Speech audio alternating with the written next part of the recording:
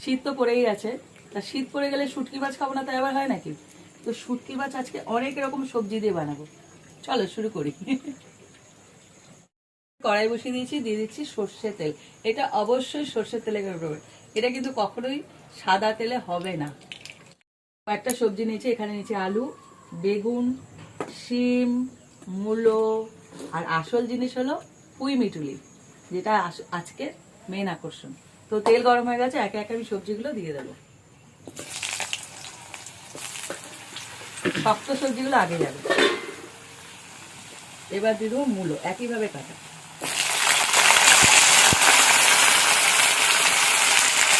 মূলো সামান্য একটু ভেজে নেব, তারপরে দিয়ে দেবো পুঁই মিটুলিটাকে।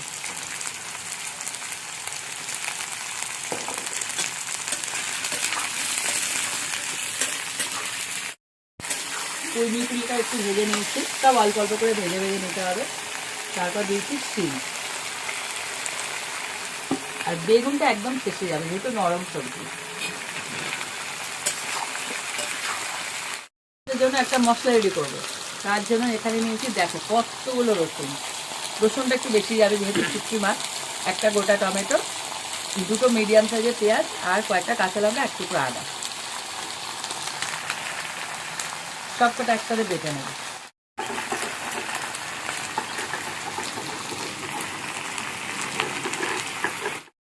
সবকটা সবজি দিয়ে ভাজা হয়ে যাচ্ছে, এইবার দেবো শেষে বেগুন।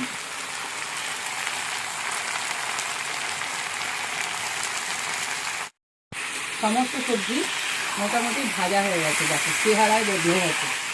এইবার দিয়ে দেবো শুটকি মাছটাকে। এটাকে গরম জলে ভিজিয়ে রেখেছিলাম প্রায় 8 ঘন্টা আগে। সুন্দর করে পরিষ্কার করে ধুয়ে একদম পরিষ্কার জল দিয়ে লোভনীয় মাছ। এবার এটা দিয়ে একটু ভেজে নিতে হবে, বালি থাকে তো তাই। দিয়ে দেবো পেঁয়াজ, আদা, রসুন, কাঁচা লঙ্কা বাটাটা, একদম জমিয়ে রান্না করতে হবে। তো সব মশলাগুলো অ্যাড করে দেবো। দিয়েছি লবণ, লবণটা একটু চড়া হয় শুটকি মাছে। হলুদ গুঁড়ো, হলুদ গুঁড়ো, লঙ্কার গুঁড়ো, ধনের গুঁড়ো। এইবার ভালো করে কষাতে হবে। এখনো কষানো চলছে, হেভি গন্ধ ছেড়েছে। এবার দিয়ে দেবো টমেটো। আর একজন গন্ধ শুকছে, আনন্দ পাচ্ছে, মজে গেছে। সমস্ত কিছু দিয়ে একদম কষানো হয়ে গেছে, এইবার দেবো জল। একদম মাখা মাখা হবে, খুব বেশি জল দেওয়ার দরকার নেই, অল্প জল দিলেই হয়ে যাবে। এগুলো তো সেদ্ধ হয়েই গেছে। শুটকি মাছ একদম গা মাখা মাখা ভালো লাগে। ওপর থেকে দিয়ে দেবো ধনে পাতা।